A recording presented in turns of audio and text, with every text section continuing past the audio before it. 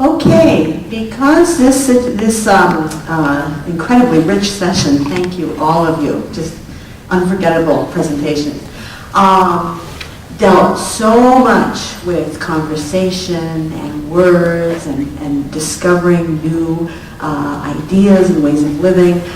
Before we actually start the conversation, I would like to just bring words together that I was hearing from all of the students and just kind of let them sound through the room one more time, as sort of a harmony as people were talking about. So I was hearing things like conversation, lens, value, calm, food, silence, philosophical, my city, their city, mutual aid, mutual help, mutual respect, bowing, unexpected places, shrines, silence, love of words.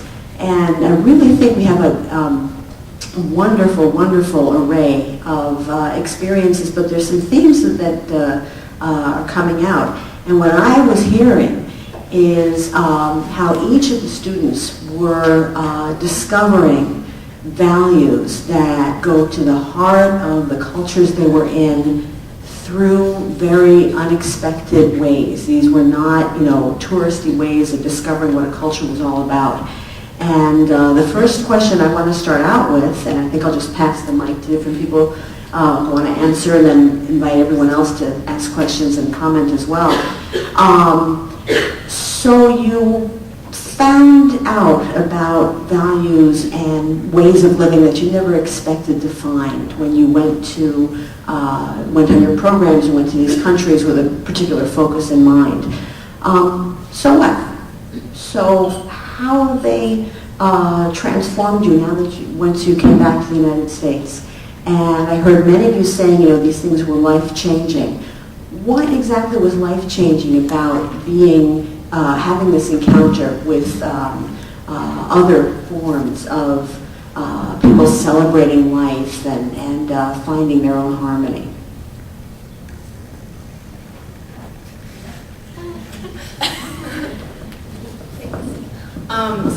Why did it change our lives? Okay.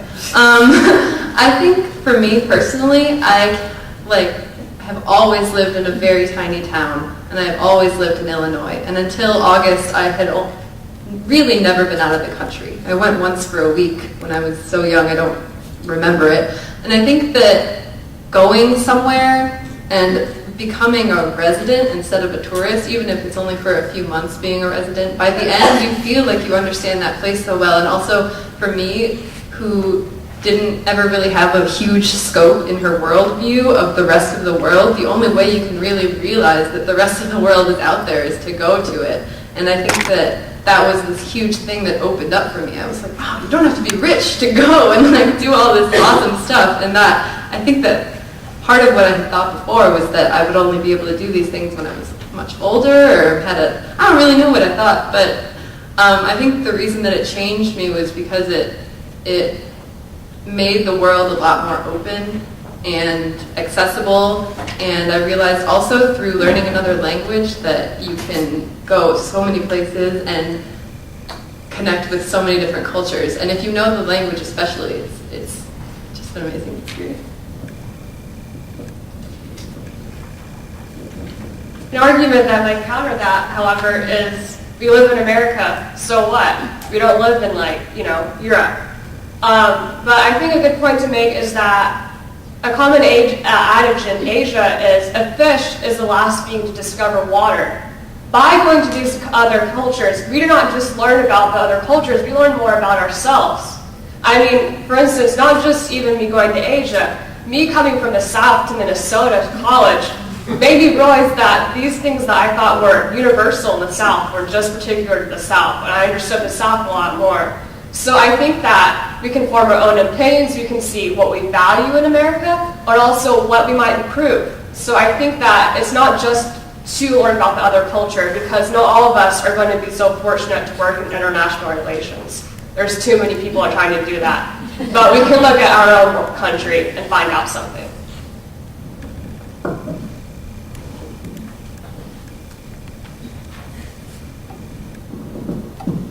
I guess kind of going off of that, a lot of people say how study abroad is important because it makes you realize things about your own culture and really reflect.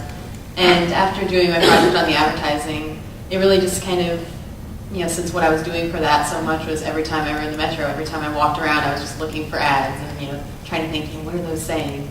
And so then when I came back to the U.S., I really didn't expect to see the same things, but I came back in January and I was riding Metro in D.C. and I saw a huge propaganda campaign in it with social messages. And so it was really interesting to think about, the similarities that you have in unexpected places and assumptions you may have about your own culture that are true or not.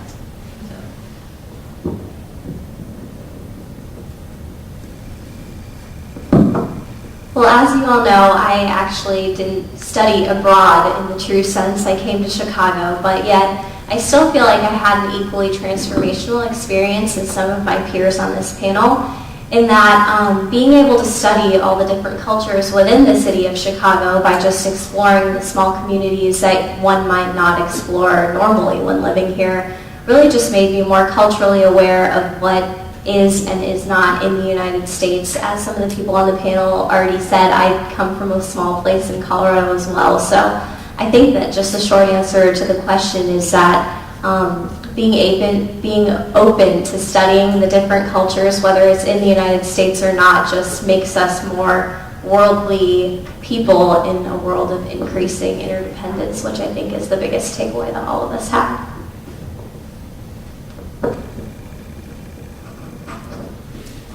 I think that as you're growing up, you make a lot of assumptions, and traveling abroad is one of those things that kind of makes you question your assumptions and look back at what you previously thought and start all over again in some senses.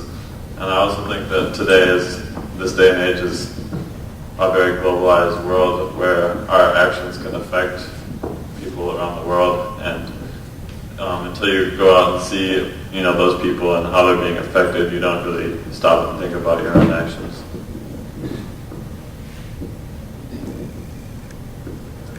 Anybody else want to chime in? Okay, another thing that I'm curious about is many of you talked about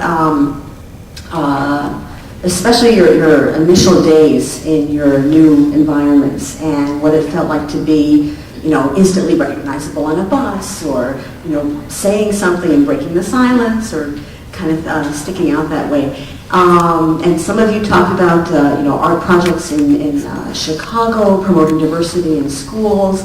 And now that you have been to these different places, how do you feel the societies that you've been to regard and handle diversity? Because in the United States right now, we place so much emphasis on it for so many wonderful reasons. Looking at the societies you are in, how do you feel that they emphasize it or deal with diversity issues?